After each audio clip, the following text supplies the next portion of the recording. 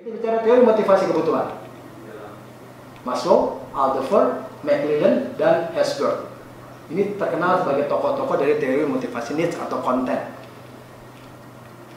Teori ini memahami sebenarnya faktor ada dalam seseorang yang menyebabkan dia berperilaku tertentu. Jadi kayak tadi misalnya kenapa misalnya orang rampok karena alasan ekonomi. Bagaimana proses orang punya alasan ekonomi terus ngerampok? Itu dijelaskannya lewat proses teori-teori seperti ini. Kalau tadi yang mungkin baru masuk, perbedaan antara motif dengan motivasi adalah motif itu adalah needs-nya, barangnya, bendanya. Kalau motivasi itu prosesnya, sehingga sesuatu yang menjadi kebutuhan bisa bergerak itu kalau ada proses motivasi. Ya. Jadi kalau kita lihat seperti kedua, kebutuhan yang ingin dipenuhi seorang sehingga seorang terdorong berperilaku. Kemudian yang tokohnya ini kita sebutin. Kita lihat satu, yang pertama yang paling terkenal. Nah ini udah melihat foto ini. Ini waktu mudanya udah agak tuaan. Ini namanya Abraham Maslow. Terkenal dengan teori piramidnya ya. Yang paling bawah biologis, paling atas aktualisasi diri. Kalau menurut Maslow, ini yang paling bawah adalah fisiologis. Jadi orang kalau haus, lapar gitu ya, terus juga mungkin ada kebutuhan biologis lain, ya dia harus dipenuhi. Kemudian di atasnya keamanan, security. Ya, keamanan bisa tadi pekerjaannya aman nggak, job security aman nggak, atau lingkungannya aman nggak. Kemudian kebutuhan sosial, ya kita perlu kan berhubungan mengenal satu sama lain. Kemudian esteem, ya pengakuan atau esteem, harga diri. Kemudian terakhir aktualisasi diri. Jadi kalau menurut Maslow, orang itu kebutuhannya bergerak berdasarkan piramid.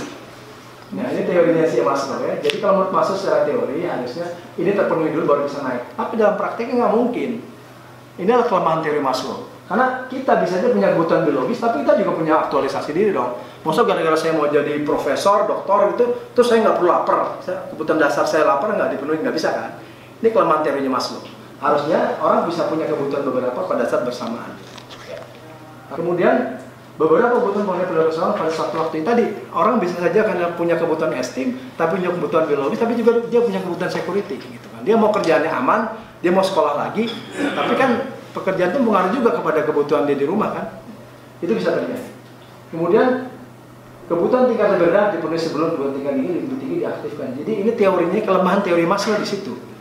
Karena bisa aja yang saya bilang tadi orang lapar sama orang mau jadi dokter itu kan berbarengan. Ya kan, maksud saya lapar, saya penuhi dulu, baru saya kemudian security, ya, baru sosial gitu. Itu kelemahan teori Maslow. Manfaatannya, kalau kita pakai kebutuhan Maslow enak. Pak, orang kan punya kebutuhan biologis, kesehatan masih bagus dong di kantor, ya kan? Harus dikasih extra fooding gitu kan, buruh biar bagus. Itu bisa tuh dipakai intinya lagi. Kemudian ada kebutuhan esteem, ada kebutuhan aktualisasi diri. Dipakai tuh buat jelasin bahwa ini betul loh, bahwa karyawan di develop segala macam supaya mereka punya aktualisasi diri dan bagus kan buat perusahaan gitu kan. Walaupun bisa juga habis di develop pergi ya kan? Habis training pergi biasanya kan? Kalau nggak di bonding kan? Pilihan masing-masing. Oke, kemudian jika tidak diblokir kebutuhan lebih tinggi akan muncul dalam motivasi lagi. Diblokir gini misalnya, perusahaan tahu nih aktualisasi dia nih kalau di sekolah tinggi-tinggi nih atau di training tinggi bakalan pergi, ya udah jangan dikasih. Jangan dikasih sampai tingkat yang tinggi, ya udah S1 aja. Jadi misalnya D3 kalian boleh sekolah di sekolahin S1, kalau S2 ya pakai duit sendiri dong gitu ya. Apalagi S3, karena habis itu pergi biasanya. Oke, ya. Nah, itu juga kemudian pengaruh budaya, ya.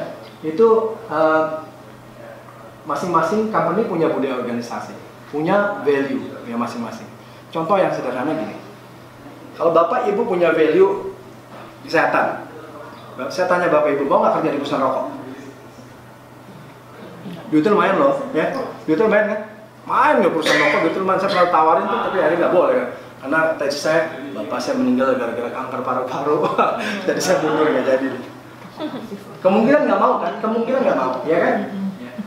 Tapi bisa juga mau untuk temporary, karena itu lumayan kerja di perusahaan rokok. Tapi kalau value kita tentang kesehatan, pasti kita tidak termotivasi untuk kerja di situ, benar nggak? Karena di sana, kalau ngerokok, kita kerja perusahaan rokok, maksudnya kita nggak mau promote produknya sih?